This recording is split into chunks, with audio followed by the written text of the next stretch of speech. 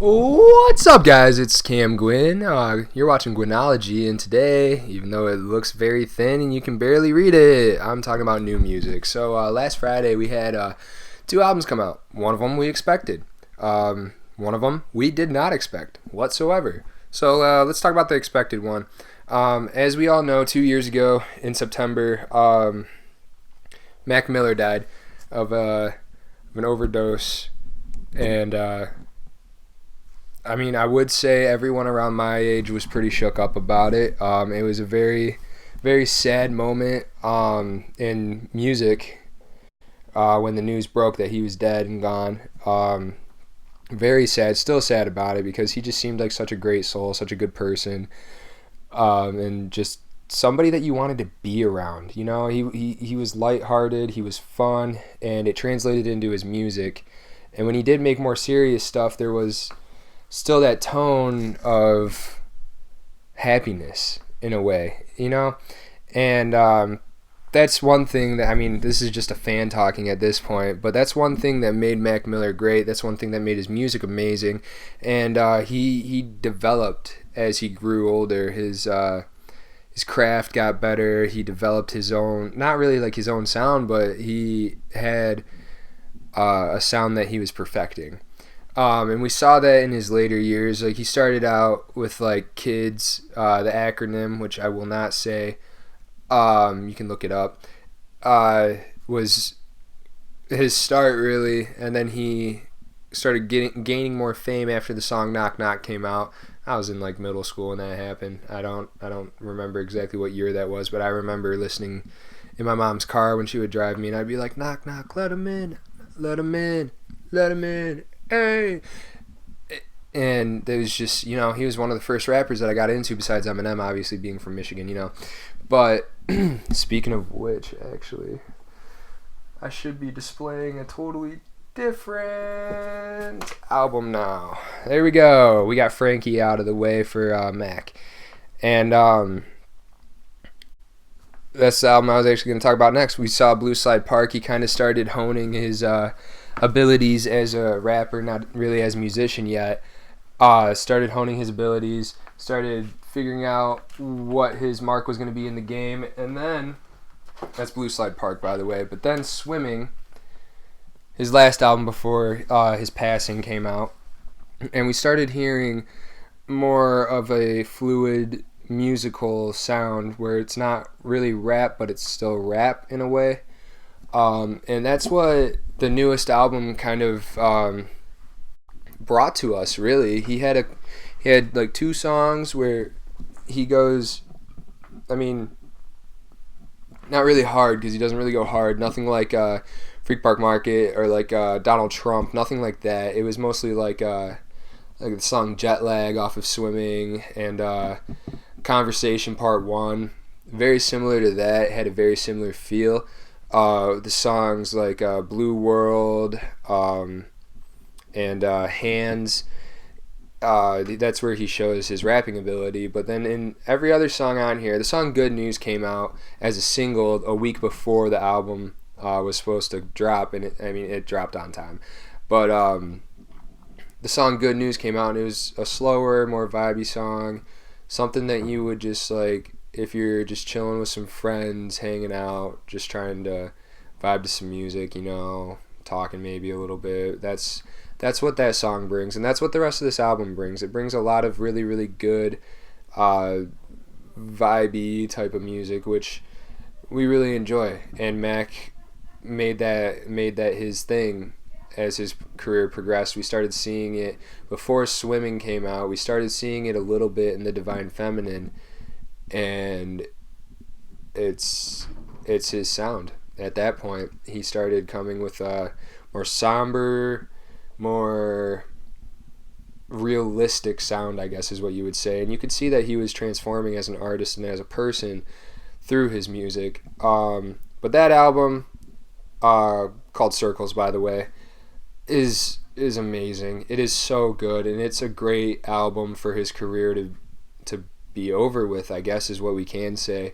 It's a good album to remind us that we can let go and that his music is still going to live on forever. Very, very sad about it. Very still, it just sucks. Mac Miller was amazing. Um, but I gotta rate this album. Obviously, um, if I was just gonna go fanatic on it, I'd be like 10 out of 10. It's amazing. I do think it's a beautiful album. I do think it's amazing. But there are a couple moments in it where I feel like there was a little too much. There's a song, and I don't remember which one exactly. Sounds like it has Frank Ocean in it, and it's almost a little too much Frank Ocean. I'd rather hear more Mac. Still a good song though. Overall though, I'd give it an 8.5. It was really, really good. There's just, you know what? No, let's bump it up to a 9. We'll take that 1 point off for the beats weren't bad to say, but like he started doing that thing that a lot of pop artists do, where they ride the beat a little harder and they let the beat run and showcase what the beat is more than what their abilities are. I felt like that was done a couple times. Obviously, it's very, very difficult to piece together an album from an artist that's not with us anymore. It's very difficult, but the producers did an amazing job with this. They really, I feel like, encapsulated what Mac was trying to go for, which is beautiful. It's awesome. Definitely go listen to it. 9 out of 10, Circles by Mac Miller. So that was the expected one. The unexpected one.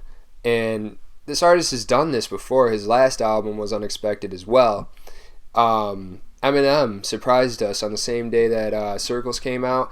Eminem dropped an album called Music to Be Murdered By. And he murders it. Like, truly. He really does. It was a big, big step up from Revival. Kamikaze was good, but it wasn't quite what we're accustomed to seeing. He did showcase a lot of skill, and a lot of old energy was harnessed in Kamikaze, in my opinion. And I thought Kamikaze was awesome until this album came out. This album has 20 tracks on it. There's only a couple that are a little iffy, like Stepdad. Not the biggest fan of Stepdad, but it's still, the message in it, there's not really a message in it. The story of it is kind of enticing. Makes it interesting. Makes you want to continue listening to it. But there are a lot of odd features on this.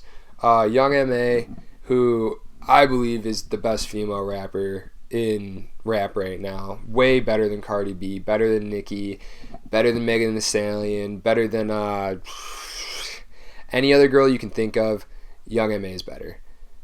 There's no question in my mind about it. She spits, and she is unreal with her lyrics too.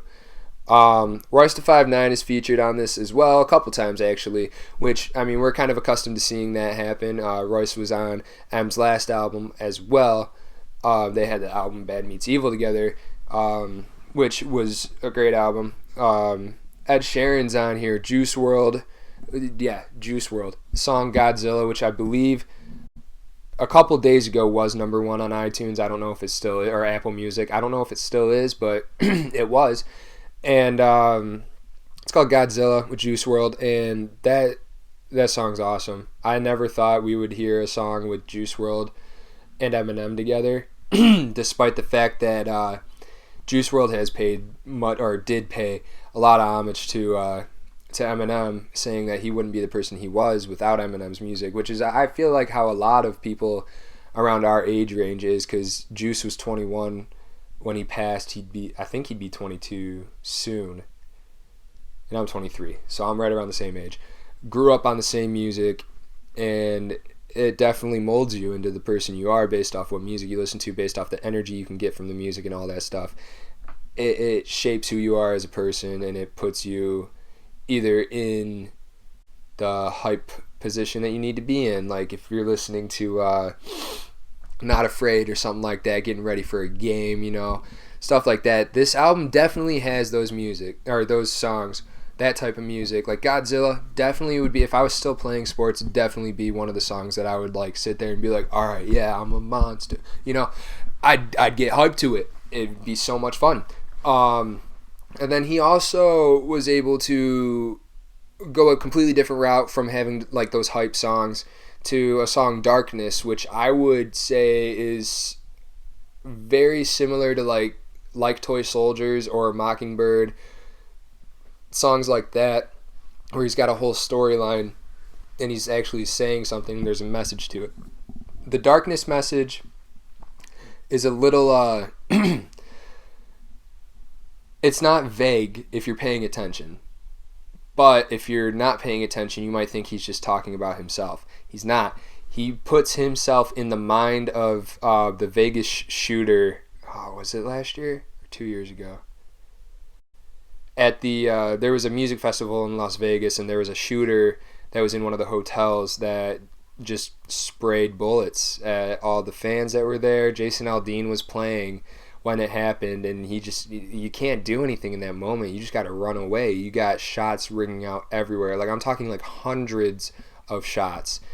And Eminem takes that story, puts himself in the shoes of the shooter, and kind of gives you almost a play-by-play of what's going on in his head, what he's thinking about, and what his motives are, which seems like he didn't have any motives, according to reports in the song and everything. And then at the very end, it has news clips from like mass school shootings and everything like that. You watch the music video. At the end of the music video, it tells you how you can find ways to vote for either tighter gun regulations or to try to ban guns in general, which I mean, if you're about that, you're about that. If you want to have your guns, you can have your guns. Personally, doesn't matter to me. I don't feel the need to have a gun. I don't hunt.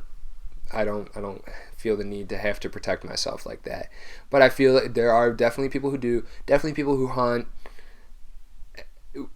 There's just so much that goes into the whole gun regulation thing that I can't even imagine trying to go in depth about it. My personal thing is, if you want a gun to go hunting, cool. If you feel unsafe in your home and you want to keep a gun in the house just in case, go for it, man. But we need to be smart with them, because stuff like school shootings happen. People find guns that they're not supposed to have and they use them for the wrong reasons.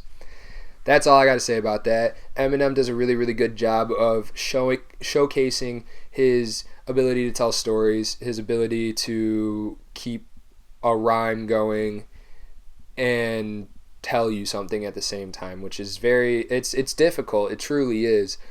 And that's where a poetry aspect comes out of this. Eminem is a lyricist, 100%. He's a poet. He can break down so many different stories, like I said, with Mockingbird or Beautiful or Not Afraid, or just like you can bring up almost any, not any song, but a lot of different songs from his past and a lot of songs on this album too. So I've rambled on enough. What do I rate this album? I rated Mac's album 9. This album 100% different. There's not really a song on here. He's got a song with Ed Sheeran too, which I mean, he had River on on Revival, but this one's better than that Ed Sheeran song. It's a great album. It's one of his better albums. Obviously, since Recovery came out, it is his best album since Recovery came out. Kamikaze would be second, and then Revival after that. And if you go back and listen to Revival, that's another storytelling type of album that flopped really hard. I mean, he brings attention to that. So, based off the realness that he puts out there, based off the ability to showcase that he's still a great artist, the ability to tell stories and everything, I'll give it an 8 out of 10, because there are a couple songs where it's just a little too much and he doesn't do enough of his craft, of his ability to tell stories and everything. There are a couple songs where I'm like, not your best, definitely not your worst. But yeah, definitely an 8 out of 10 for that album. It's really good. If you haven't listened to it, go check it out. Definitely. Music to be Murdered by Eminem. So those are the two albums. I wanted to talk about music today because we got the Grammys on Sunday. So be sure to check out the Grammys. Another fellow Detroit artist, Lizzo, has the most nominations this year with 8. So let's see what she's gonna win something. Let's see what she wins. So Circles, Mac Miller, 9 out of 10. Beautiful. Music to be Murdered by Eminem, 8 out of 10. Just fantastic. If you like this video, like it. If you like any of my videos, you like what I do, just subscribe. You never know what I'm going to be talking about next. I was talking about the NFL on Tuesday. I'm talking about this right now. I got another video that's going to come out today, talking about more sports stuff. So subscribe. It's cool. I'm a fun guy. At least I like to think so. And if you guys got any music you want me to listen to, I know Halsey had a new album out. Ozzy Osbourne has a new album coming out. Any music you want me to listen to, comment. Any movies, TV shows you want me to watch, comment. Anything you want me to talk about in general, comment. Thank you guys. Cam Gwynn, and I'll talk to you later.